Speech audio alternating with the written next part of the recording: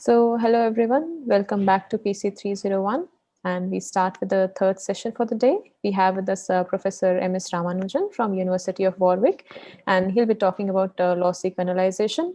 This is the first lecture. There will be another talk tomorrow. So thank you for joining us, and over to you now, Ramanujan.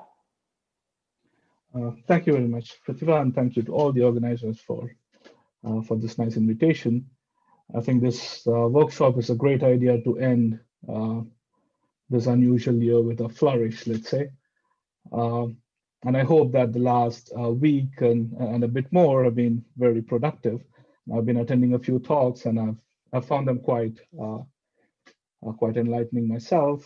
And I hope to add a bit of the same in the two talks that I give. So what is the agenda for these two talks? So in the first talk, I intend to introduce this notion called lossy kernelization. And a lot of today's talk is going to be very simple proofs. Quite often, they're just going to be proofs of concept. And I'd like to also tell you a little bit about the kind of questions that one can ask in this direction, the kind of questions that have been asked and already answered, and where some open problems lie. So it'll be a very light talk on the technical side. And what I'd like to do tomorrow is give you at least one more involved algorithm and talk a little bit more about the kind of questions that stem from working in from thinking along those lines. And when I say it'll be technically more involved, in general it would be, but given the material that's been covered in the last week, I'm pretty sure that it will be eminently accessible. So let's begin. So kernelization is something that by now you're all quite familiar with. So essentially, for a parameterized problem, what is a kernel or a kernelization algorithm? It's a polynomial time preprocessing algorithm that takes as input this pair I, k, and it outputs I prime, k prime. So at I prime, k prime, this reduced instance is small, and small in general means bounded by a function of k. And of course, you don't want to flip a yes answer to a no answer. So yes instances get mapped to yes instances by this polynomial time procedure, and no instances get mapped to no instances. And the notion of efficient preprocessing in this world is equated to this idea of a polynomial kernel where this function f that bounds the size of the reduced instance is a polynomial. So an efficient preprocessing algorithm, we understand it to be sort of equivalent to a polynomial kernel in the context of parameterized complexity, and more specifically this talk. Now, one important fact about kernels, as we've seen so far, is that they all are designed for decision problems. So yes instances, no instances, and so on. However, for most of the problems that we've seen so far and that you will encounter in this domain, they all have very natural and very well studied optimization versions. So for vertex cover, you have a minimization question. What is the smallest set of vertices that can cover all the edges? Or you could have max cut, where what is the maximum number of edges that you can have in a cut in the graph, maximum independent set, and so on. So these are all very natural optimization problems. And if we wanted to talk about kernels for these optimization problems, it's not quite clear how this would work.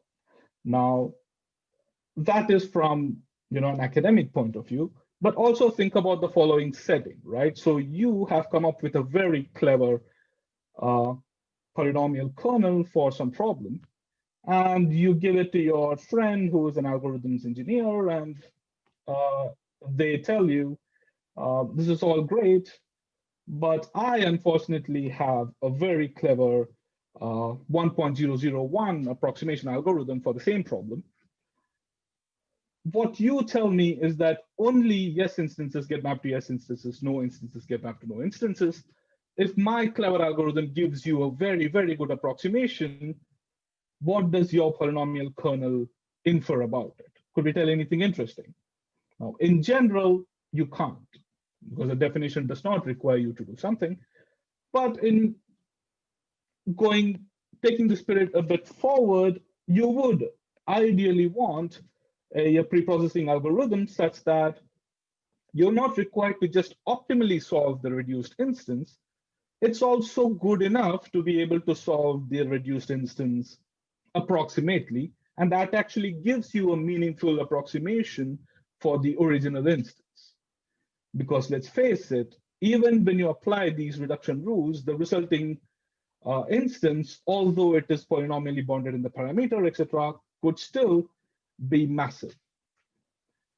So in an ideal world, what you would like is preprocessing algorithms that are approximation preserving in this sense.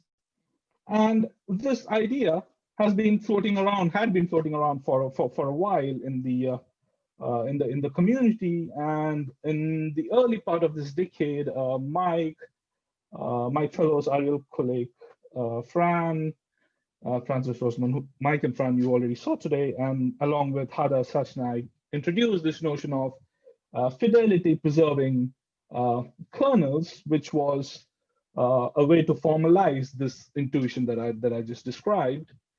And building upon their work, subsequently a notion called alpha approximate kernels were introduced. And that is what is going to be the focus of my two talks. So essentially, what is an alpha approximate kernel? Again, it is just a preprocessing algorithm that runs in polynomial time, of course. However, the guarantee now is that a C approximate solution, so some approximate solution to the reduced instance, can actually be pulled back in polynomial time to come up with some alpha C approximate solution to the original instance. And if such a pair of algorithms exists, so you have a reduction algorithm and the second one, which is called the solution lifting algorithm. So if you have such a pair of algorithms, then you have an alpha approximate kernelization. And of course, if the reduced instance has size polynomially bounded in the parameter, then we say it's an alpha approximate polynomial kernel. So this is the central concept that we would be working with. Now, a natural question that crops up now is why this alpha? I mean, alpha just fell out of nowhere. Well, like I already mentioned, in an ideal world, alpha would be 1. So a C approximate solution for I prime, K prime. If you can convert it to a C approximate solution for the original instance, great. But on a philosophical level, if you're allowing your reduction rule or your reduction algorithm to make certain suboptimal choices, it also is reasonable to allow the solution lifting algorithm to make slight errors. On a technical level, allowing alpha to be anything that is 1 or greater than 1 actually allows us to define some very interesting notions of approximate kernels and allows us to design alpha approximate kernels for various notions of alpha. Now, for alpha equal to 1 is very tightly linked to the notion of polynomial kernel that you're already familiar with, but it's not quite the same, right? It still asks for something stronger, because remember that when you talked about polynomial kernels, there was no notion of a solution lifting algorithm. So yes instances had to be mapped to yes instances, no instances had to be mapped to no instances, and that was it. It so happens that most polynomial kernels are designed in a way that allows you to extract a solution lifting algorithm from the proof of correctness of various reduction rules that are involved in the algorithm. So in that sense, effectively, most polynomial kernels also function as one approximate polynomial kernels, but the definition does not require this to be the case. So I hope this very basic, the central definition, I hope that's clear. MSR? Yes, Venkatesh. So what is K here? Are you assuming it's a solution size? Because K can be anything. And this is a very good, because yes, otherwise so this, it's not clear what you're approximating, right? Yeah. This is a very good point. This is a very good question, actually. So K really could be anything. So the problem has an optimization question, and the parameter could be anything. So this is similar to the questions that you would have already encountered in the lectures on parameterized approximation. So there as well, you have an objective function, something you want to optimize, and at the same time, you have a parameter. So for instance, let's look at vertex cover. So for vertex cover, the natural parameter is the solution size, and that could also be your objective. But on the other hand, you could talk about, I don't know, max cut parameterized by vertex cover, in which case your parameter is the vertex cover value, whereas the approximate solution that you care about is approximate max cuts. I hope this makes sense.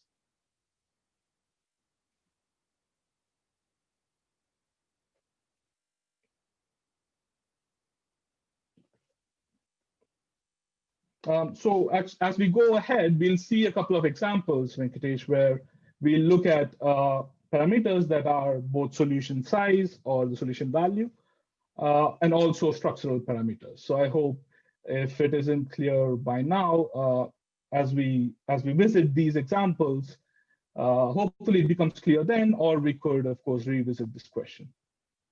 Yeah, sure. Okay. Thanks. Excellent.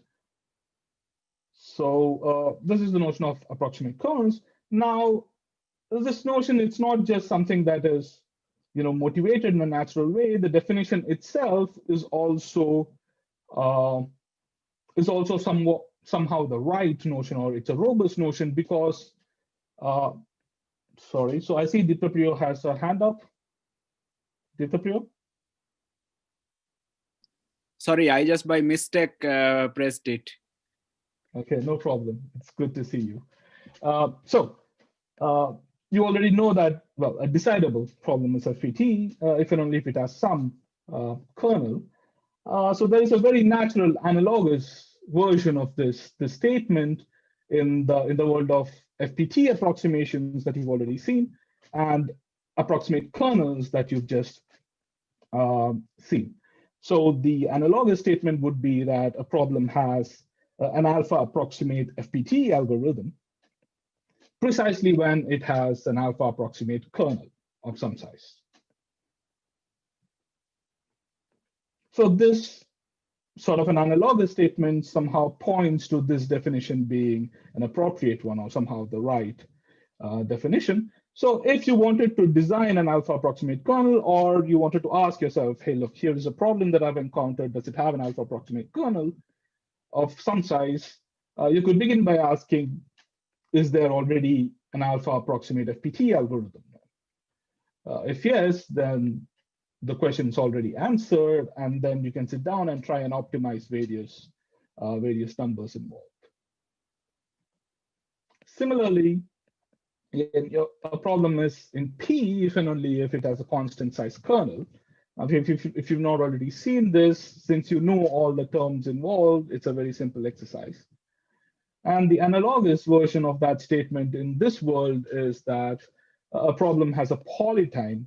So what you would normally understand as an alpha approximation, a problem has that precisely when it has a constant size alpha approximate kernel. So once again, this statement will be useful when we want to try and understand what sort of alpha one should aim for. So I'll talk about this shortly. But again, here is another example of a nice analog that points to this, this definition being the right one. Now, let me just quickly sketch the proof of the first statement that we just saw. For some reason. Yeah, okay, so for some reason, Zoom is blocking my screen.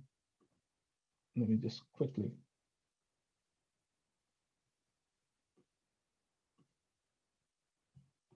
Oh, sorry, there was a question in the chat which I missed,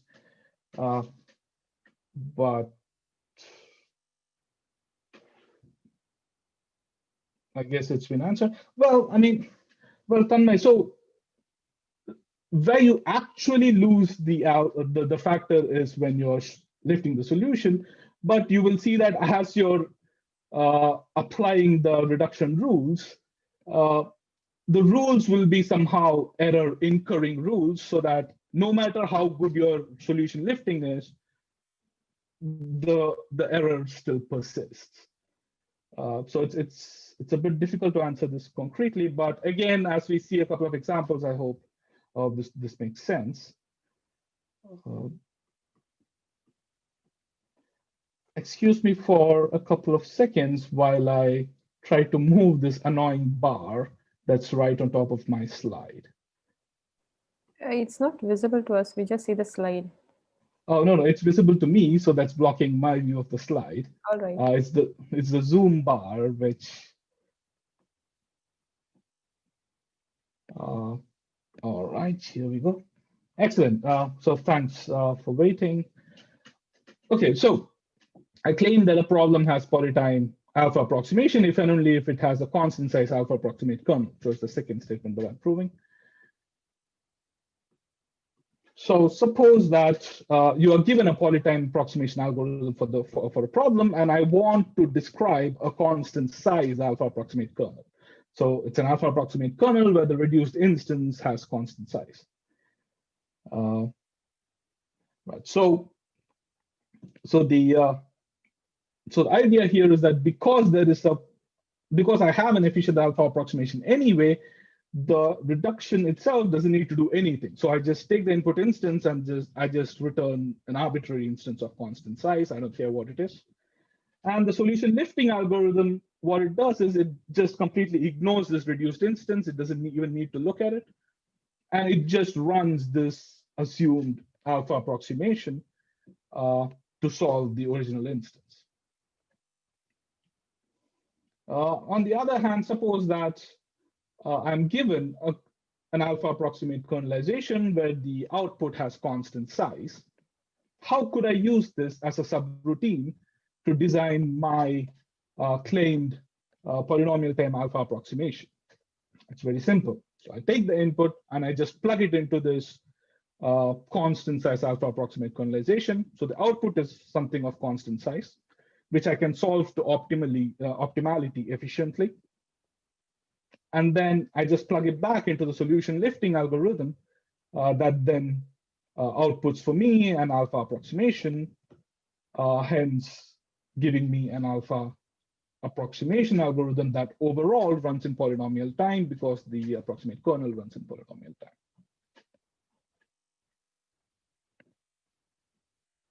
So I hope this is clear. Now, this particular statement is quite useful because it helps us in identifying the right types of questions to ask. So you see a problem, you sit down and you ask yourself, does it have an alpha approximate kernel of certain size? But then what sort of alpha should you be aiming for? What kernel size should you be aiming for? Right. So what we want is to come up with an alpha approximate kernel where alpha is better than the best known polynomial time approximation that's known, right? Because of this statement. If you have an alpha approximate kernel, or if you have an alpha approximation, you have an alpha approximate kernel already. of constant size even. So the alpha that you care about should always be something smaller than the best approximation ratio. Now, what about the size? Because usually polynomial kernels tend to be one approximate kernels, the size that you should aim for is again something that beats the best known kernel bound. So if the best known kernel is size 2 to the k and there is no known polynomial kernel, then aim for a polynomial size kernel. If there is no kernel known at all, or it's unlikely, for instance, for WR problems, then aim for some kernel. Or if you have a kernel of size k cubed, aim for a kernel of size k squared. So this sort of tells you where your starting point should be. So now going ahead, what I'd like to do is, well, give you a proof of concept that interesting alpha approximate kernels exist. So it's all very well defining nice new mathematical objects, but what we'd like to do is also argue that there are interesting algorithms to be designed, hardness proofs to be obtained, and so on. So as a proof of concept, consider the max_sat problem, where you're given a CNF formula, and the question is, what is the maximum number of clauses that are satisfied? So this is the optimization problem. Now, I would like to parameterize it by the number of variables. So this is a parameterized optimization problem, a maximization problem. Now, taken purely as an optimization problem, it is known to be APX hard, so one does not expect a p-task for it. On the other hand, because of the parameterization by n not allowing a polynomial kernel under complexity hypothesis, we don't have a polykernel. So here is an example of a problem where the optimization version does not have a p-task, and the parameterized version does not have a polynomial kernel. So if you look at the parameterized optimization version, you could ask for an alpha approximate kernel where alpha is better than the best known alpha. So in this case, you could take alpha to be 1 minus epsilon because, I mean, I just said that a p-task is unlikely to exist. So it's definitely smaller than the best known. Secondly, because there is no polynomial kernel known, or rather it's unlikely, I can ask for a kernel of polynomial size. So I'm asking for an alpha approximate kernel where the alpha is better than the best known approximation ratio, and the kernel size is better than the best known kernel size, i.e. polynomial. So let's see how such an approximate kernel can be designed. So I'm going to begin by choosing this parameter d, this number d, which is roughly log of 1 over epsilon. And now I'm going to look at my input. So let's assume that there are no duplicate clauses. So now I'm going to look at my input, and I have two possible cases. There are few short clauses. So if there are many long clauses, that is somehow good for me. And that's not the case. So let's look at the first case where there are many long clauses. In this case, I know that there is an assignment that will satisfy a large number of these clauses. So let me unpack this claim. So look at these clauses that have size at most d. So I'm going to pick a random assignment. Let's say that this assignment does not satisfy these few, i.e. epsilon m over 2 clauses. Ignore them. Now from the rest, because they all have length at least d, so in expectation, you're going to satisfy at least 1 minus 2 to the d times m clauses. So the number of clauses, so there exists an assignment that leaves only these many clauses unsatisfied, which, because of the way we choose our number d, is only an epsilon fraction of the total number of clauses. So in summary, if few clauses have, if few clauses are short, then you're already pretty much done. I mean, on the other hand,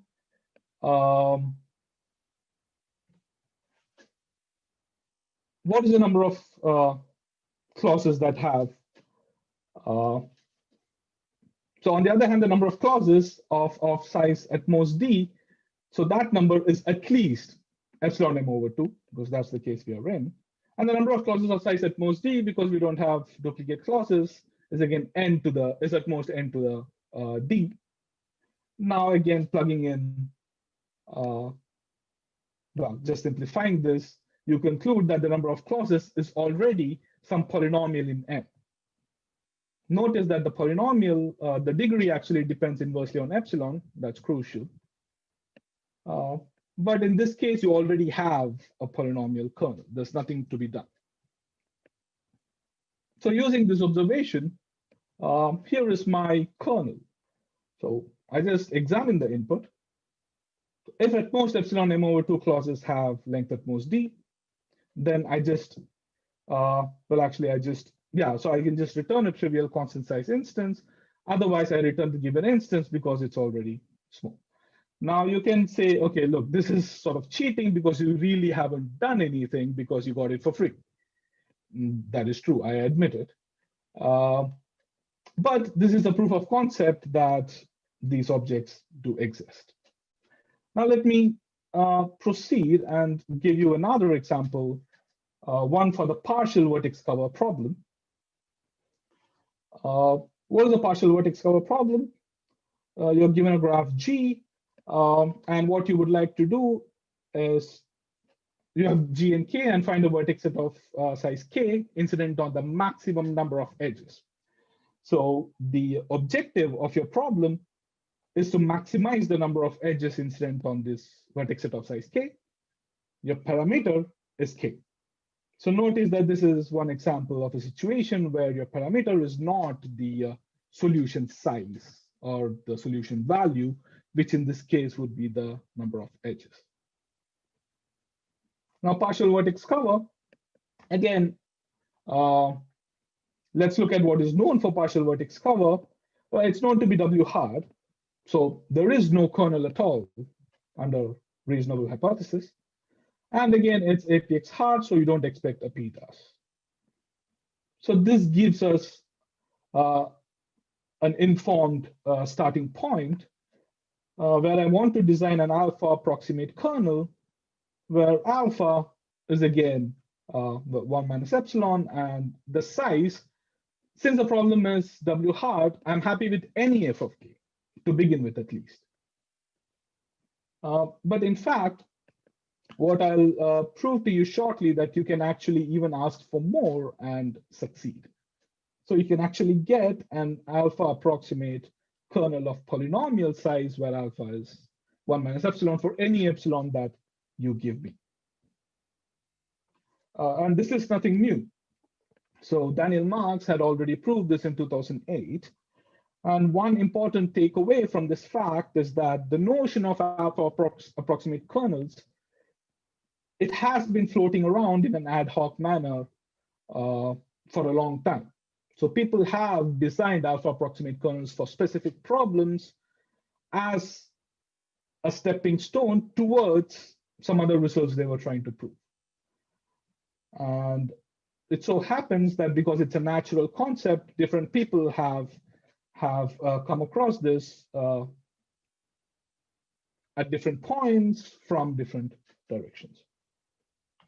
So the alpha approximate polynomial kernel for partial vertex cover relies on two observations.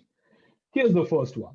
So let me order my vertices by degree in non-increasing order. So the vertices of highest degree come first, and so on.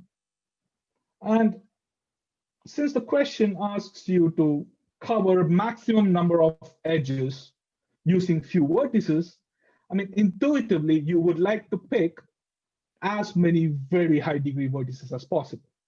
That's just natural. So let's try and formalize this in a useful way. So here's my claim. I take the first k vertices in this ordering, and I look at their cumulative degree, or rather, I look at the number of edges that are incident on these vertices. is this number at least k choose 2 over epsilon? If so, then that's great. Why is this great? So let me compare what these greedily chosen first k vertices cover with respect to some hypothetical opt that you have in mind. In what way could these first k vertices be suboptimal? They all have the highest degrees anyway. So the only reason why they could be suboptimal is if there are a lot of edges between them, because then those edges can only be counted once. Whereas if you look at the degree, you're basically treating those edges distinctly. So that's where you could go wrong. I hope that is clear. Now, if you did go wrong, let's ask ourselves, well, how badly could you go wrong by taking the first k vertices, given that they see k choose 2 over epsilon edges? Now, compared to an optimal solution, how much do you lose by the edges that are incident between them? Well, there are k vertices, so there can be at most k choose 2 edges between them. So by just picking the first k vertices, in the worst case, you could lose k choose 2 edges when compared to your opt. But then if cumulatively they are able to see at least k choose 2 over epsilon, so a 1 over epsilon multiplicative factor of that much, then what is the factor of error that you make? That's only an epsilon fraction of the edges that you cover. So you only lose at most an epsilon fraction. So you still cover 1 minus epsilon fraction of whatever opt was doing. So that's the first observation. The second observation is, well, I mean, if the premise of the first observation does not hold, then the degree of the graph is bounded polynomially in k. And I claim that opt always lies inside the first roughly k times delta vertices of the highest degree, where delta is the max degree. Why would this be true? Well, you can prove this by using a replacement argument. So let's order the first k times delta plus 1 vertices. Now let's say that opt contains at least one vertex outside this set. Look at that vertex. Why do I need to keep that vertex? What if I drop that vertex and pick something from the first k times delta g plus 1 vertices? If I pick a vertex from the first k times delta g plus 1 vertices arbitrarily, I could actually end up covering fewer edges. So I could make a mistake. When does this happen? Well, this happens if the new vertex that I picked has a lot of edges incident on the other vertices that are already there. So I would like to not pick this new vertex arbitrarily, but pick a vertex that is not incident on any of the previously chosen vertices. And indeed, such a vertex must exist. Why? Because there are at most k previously chosen vertices. Each of them is incident on at most delta g vertices, because that's the max degree of the graph. And the band of vertices that you're looking at is actually larger than that number. So at least one vertex there must be non-adjacent to the previous vertices that you've picked. So just add that to your solution. You cannot do any worse.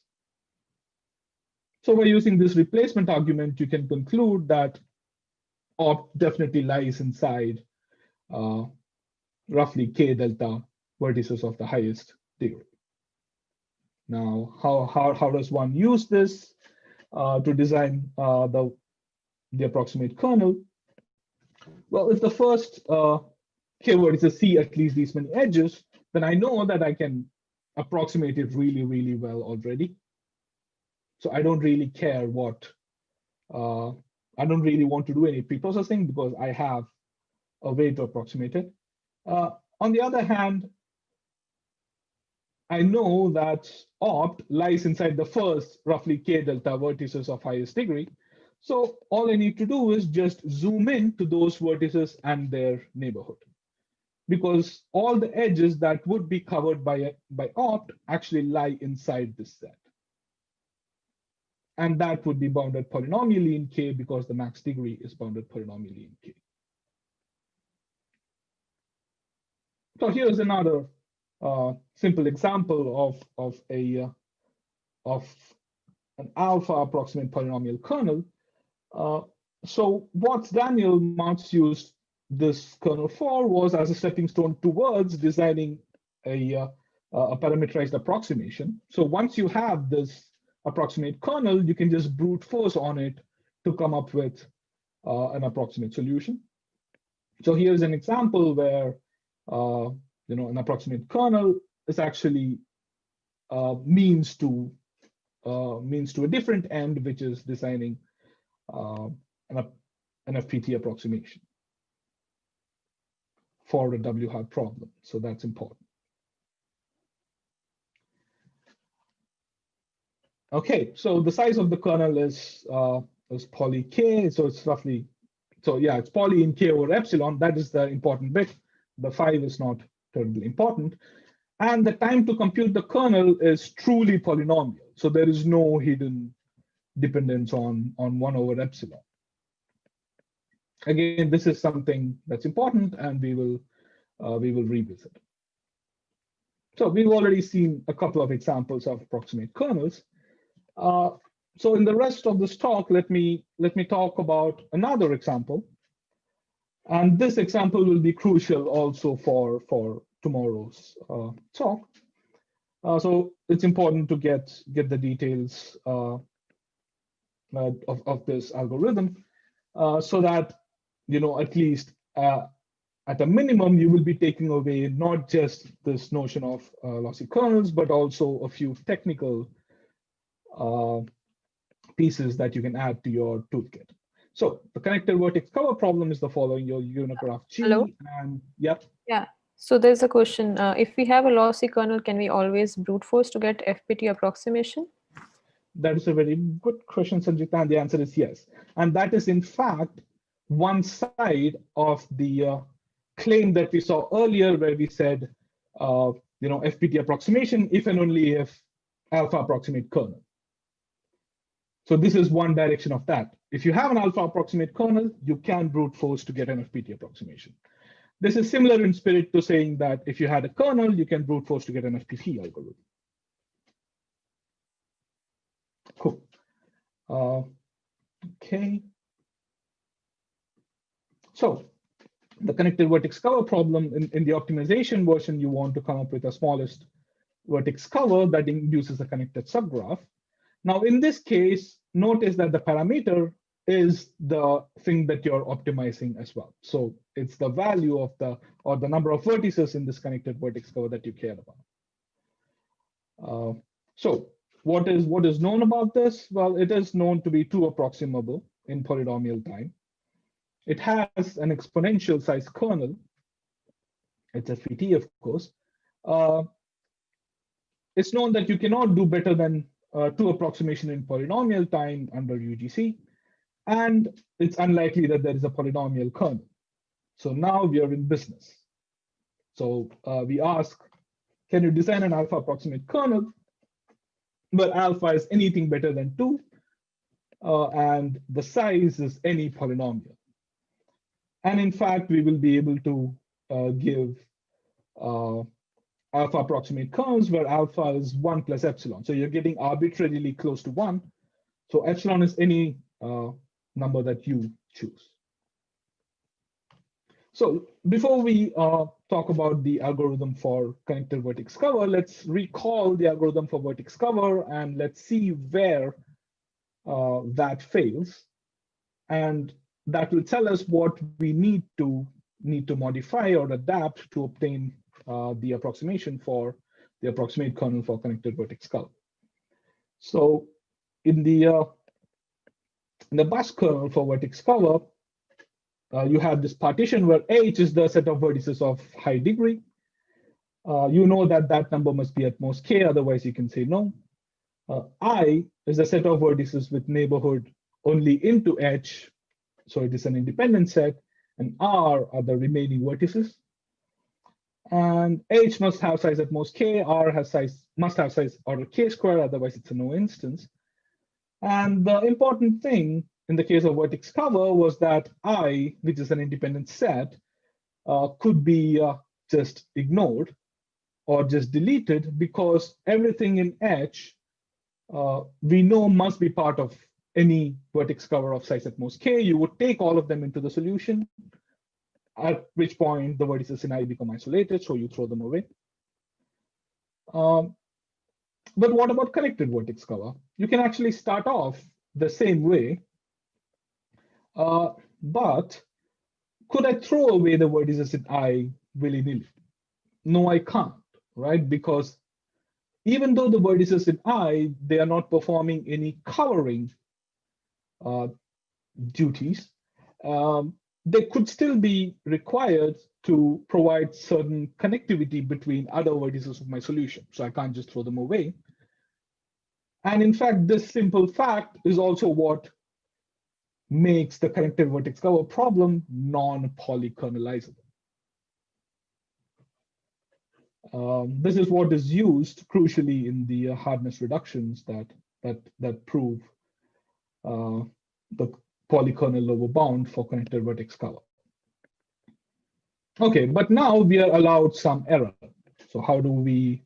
So what changes can we make, given that we are allowed to make a small amount of mistake? So what we'll do is the following. So we will design a polynomial time subroutine that given g comma k, it either concludes that the size of the connected vertex cover, there is no connected vertex cover of size at most k, so it's a no instance, or it outputs a smaller instance g prime, whose size is bounded polynomially in k, so k to the order 1 over epsilon. Any feasible solution, so any connected vertex cover of G prime is already a connected vertex cover of G. And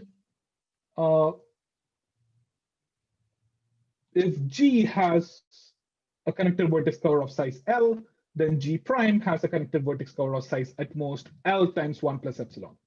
So when you go to G prime, the size of the smallest connected vertex cover could not have exploded. It could only have increased by a small amount, which is this multiplicative 1 plus epsilon. So let's see how we do this. So we are going to begin by running this aforementioned 2 approximation algorithm for connected vertex cover. So it's a polynomial time algorithm.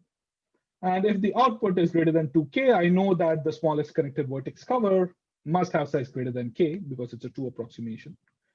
And I would be done. Otherwise, I know that there is a connected vertex cover of size at most 2k. So this is my starting point. Now, again, I'm going to break down my graph into these 3 pieces where h is the vertices of degree at least 2k plus 1. I is all the vertices with adjacencies into h, and r is the rest. So the same arguments also tell us that r is still bounded polynomially in k, and I is independent. Now I add a pendant to the vertices, to each vertex in H to just sort of encode that they must be picked, because I'm going to now start throwing away vertices from I. So this is what I'm going to do in I. So what I would like is to see if there are vertices of sufficiently high degree in V. And it's not just enough for it to be high degree. I want V to see sufficiently many distinct connected components of the graph induced on H. So let me just go back. I don't know why I can't. Just this one way, yeah. Yeah, so I start with H, look at the graph induced on H, there are a few connected components. I start from that, so that is what my S is. And I look at each vertex in I, check, is this vertex V going to be useful? And by that, what I mean is, can it provide connectivity to a lot of currently distinct components of G induced on S? If so, I just add it to my solution. I just force it to my solution by adding a pendant to it. Now, what is the threshold at which I characterize this vertex V as useful? It is if it sees at least D components, where D is, again, inverse epsilon, roughly. Now, as long as I can keep doing this, I keep doing this, and each time I will shrink the number of connected components by D. Now, this procedure, it'll stop after roughly epsilon opt steps, because H is comparable to opt, which means that the number of vertices that you added is at most epsilon opt, because in each step you added one vertex. So this way, by adding few vertices, you've basically connected everything in S, or you would have stopped because you cannot find a vertex that sees sufficiently many distinct connected components in S. Okay, at this point, what do we do? Well, look at two vertices in I that see the same set of distinct connected components in S. You would never need to keep both of them, because whatever connectivity one provides, the other provides just as well. So if there are such twins, you just delete all but one. Or for some technical reasons, you can delete all but k plus one, let's say. And once you're done with that, how many such distinct neighborhoods into the connected components of S can there be? Well, that must be bounded by k to the order d, because each vertex sees at most d components, and there can be at most k such components. So I've thrown out some vertices, I've forced some vertices into my solution, and this gives me the graph G prime. And notice that if I come up with a connected vertex cover here, it would also be a connected vertex cover in the original graph, because the only vertices I lost are vertices in I, and the vertices in H and currently S would all be picked because of the pendants. And because I only forced few vertices into my opt, the opt in my new graph, it has not exploded, it's only increased gently by some multiplicative factor of 1 plus epsilon. So this is the connected vertex cover approximate kernel. Now, given that we've seen a few examples, let me talk a little bit about these polynomial size approximate kernelization schemes. Now, why are they called approximate kernelization schemes? Notice that for every epsilon, we could come up with a 1 plus epsilon approximate kernel of size poly k, where the poly k, where in the poly k, epsilon appeared in various forms, which I'll talk about right now. So here are some very simple forms of polynomial size approximate kernelization schemes, or PSACs. So your time that you take, it is polynomial, sure, but if you stare at the polynomial closely, it could have one of several different forms. For instance, it could be n to the f of 1 over epsilon, or f of 1 over epsilon times n to the c, or purely polynomial. So notice that these are closely related to to something that's familiar to you, which is epitas, pitas, and fully polynomial time approximation schemes. So that's exactly what these running times are. And similarly, the size of the kernel, when we say it's poly k, that's hiding the dependence on epsilon. So now if you unpack this box and stare at the dependence on epsilon more closely, again, it could have one of several different forms. These are three, let's say, main forms. And the natural question is, well, how well can you do in both these columns? Ideally, you would want to be at the bottom of these two columns when you're designing a PSACs. But if you look at the examples that we've seen so far, what have we done? Well, for connected vertex cover, we had something of this kind. So the size of the kernel was something like k to the 1 over epsilon. But the running time was purely polynomial. So there was no exponential dependence on 1 over epsilon. On the other hand, for partial vertex cover, we actually were sitting right at the bottom. We were doing the best that we could. So at this point, the only optimization you could come up with is improving the C, or coming up with more elegant algorithms, which Pasim Manuransi did very recently. So those are the kind of progress that you can make when it comes to partial vertex cover. But for connected vertex cover, you only have something like this. Could you have something like this for partial vertex cover? It makes sense to aim for such a thing, but why should such an object even exist? Why should an alpha approximate kernel exist that obeys this running time and this bound on the size of the kernel? In fact, it's actually unlikely that such a thing even exists. And you can argue this by using the fact that connected vertex cover does not have a polynomial kernel. And the way you could do this is by taking epsilon to be a small enough value, for instance, 1 over k, or 1 over 100k to be safe. So if you remember in Mike's talk, he mentioned that Valerie King asked him, could the parameter be anything? And about this connection between FPT algorithms and EP tasks, where if you take epsilon to be 1 over k, or a small enough function of k, then you can actually turn an EP task into an FPT algorithm. So in the same spirit, if you take epsilon to be, let's say, 1 over 100k, you can turn a hypothetical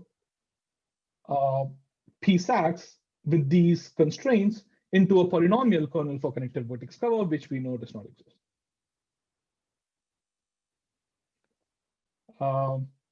Yeah, so this is unlikely, but what about something like this, where the size of the kernel is now improved, but I now allow you a much worse running time. It's still polynomial, but the polynomial is now, it now has 1 over epsilon in the exponent.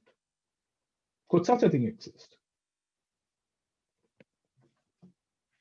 I don't know. So this is one direction of research that is very interesting, at least from a personal point of view, where it's all well and good designing a PSAX, but once you start understanding the problem, it's very interesting to then try and figure out exactly how well could this PSAX be? How good can this PSAX be? So for connected vertex cover, this is actually an open problem. So if you're interested, then here is a question that you could start thinking about to get your hands dirty with approximate kernels for a relatively simple problem.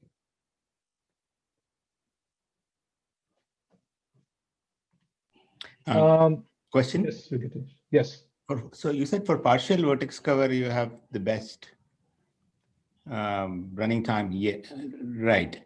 Yes. But there actually K is actually the number of edges covered or something. Yes, Venkatesh, that is exactly what makes the difference. There, with that parameter, it is FPT, and it probably also has a polykernel, which I don't remember. The latter point, I'm not too sure of. Because you argued that connected vertex cover cannot have such a thing because there is no polykernel. Yes. Yes, that is correct, Venkatesh. Yes. So that is definitely an argument that one must exist. Yes. Yeah. Okay. Yeah. Yes. So that's the crucial difference between these two, as Venkatesh just pointed out. One is parameterized not by the solution size, while connected vertex cover. Yes. So what I wanted to talk about, which I'll push to tomorrow, is to talk about questions that So other questions that you can attack using lossy kernels. So let me just take 5 minutes to speak about this. So a lot of the problems that we've talked about today, well, actually all of them, are problems that did not have polykernels or problems that did not have any kernel. So it was either W-hard problems or problems in FPT that did not have polykernels. And we were designing approximate kernels for these, but there is absolutely no reason why you should restrict the study of approximate kernels to problems without polynomial kernels or kernels.